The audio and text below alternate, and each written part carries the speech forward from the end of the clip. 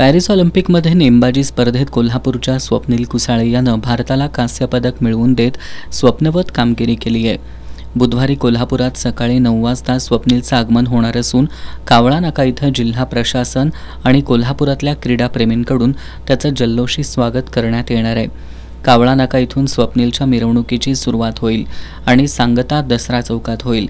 आमदार ऋतुराज पाटील यांनी मिरवणूक मार्गावर स्वप्नीलच्या स्वागतासाठी डिजिटल फलक उभारले असून मिरवणूक मार्गावर दुतर्फा क्रीडाप्रेमी, खेळाडू त्याचबरोबर शहरातील शाळेतील मुलं स्वप्नीलवर पुष्पवृष्टी करणार आहेत। हेलिकॉप्टरमधूनही पुष्पवृष्टी होणार आहे। या मिरवणुकीत धनगरी ढोल, झांज पथक त्याचबरोबर लेझिम पथकही असणार आहे।